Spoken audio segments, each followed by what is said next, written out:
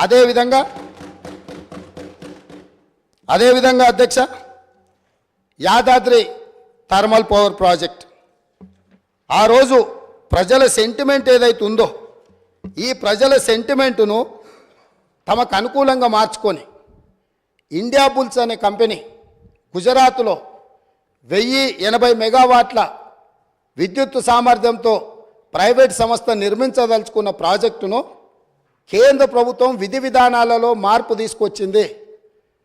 Pollution ఎన్విరాన్మెంట్ను రక్షించడానికి 2011-12లోనే ప్రభుత్వం విధానాలు తీసుకొచ్చి సబ్ క్రిటికల్ అనే టెక్నాలజీతో నిర్మించిన ప్రాజెక్టులను అన్నింటిని కూడా మూసేసి సూపర్ క్రిటికల్ టెక్నాలజీకి మీరు మారండి, భవిష్యత్తులో నిర్మించబోయే ప్రాజెక్టులు ఏవైతే ఉన్నాయో ఆ ప్రాజెక్టులను కూడా సూపర్ క్రిటికల్ టెక్నాలజీతో నిర్మించమని చెప్పి విస్పష్టంగా కేంద్ర ప్రభుత్వం ఆనాడు ఆదేశాలు ఇచ్చింది రాష్ట్ర ప్రభుత్వాలకు, అదేవిధంగా ప్రైవేట్ కంపెనీలకు.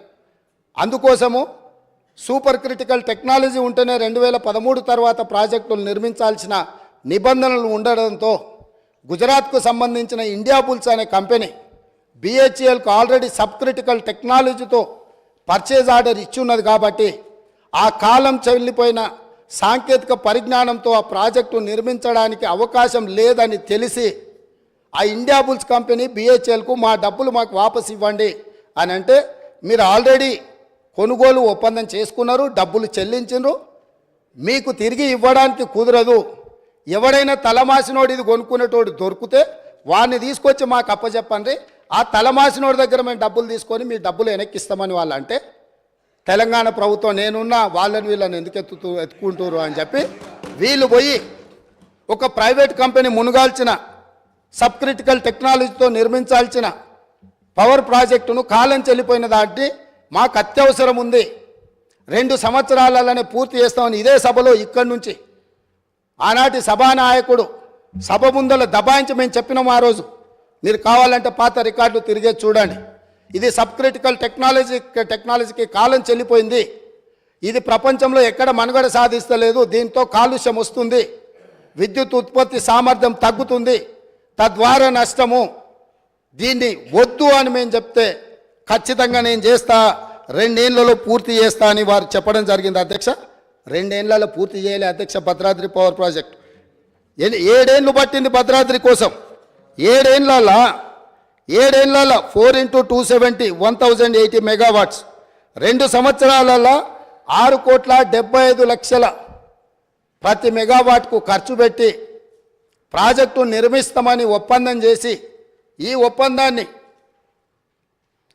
ఒప్పందాన్ని మొదట్లో తక్కువ చూపించి ఈ ప్రాజెక్టు నిర్మాణం ప్రాజెక్టు వ్యయం 9,74,00,000 రూపాయలు పర్ మెగావాట్ అయింది అధ్యక్ష. ఇది పూర్తయ్యే వరకు 7 సంవత్సరాలు పట్టింది.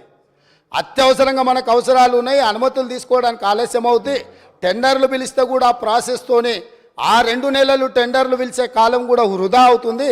2 నెలలు కూడా నేను సమయాన్ని వృధా చేయదలుచుకోలే, ఎన్ని వేల కోట్లు ఖర్చు పెట్టైనా సరే నా రైతులకు విద్యుత్ ఇస్తా అని ప్రజల సెంటిమెంటును ప్రాతిపదిక చేసుకొని ఆనాటి ముఖ్యమంత్రి గారు 6,75,00,000 రూపాయలకే పర్ మెగావాట్ విద్యుత్తు సామర్థ్యంతో ఉత్పత్తి చేస్తామని చెప్పి భద్రాద్రి పవర్ ప్రాజెక్టును కొనుగోలు చేయడం జరిగింది. తద్వారా ఇండియా బుల్స్ కంపెనీకు మేలు జరిగింది, వాళ్ళ డబ్బులు వాళ్ళకు వచ్చినాయి. కానీ ఇది 7 సంవత్సరాలై 9.74 కోట్లతోనే ఈరోజు ప్రాజెక్టు పూర్తయింది.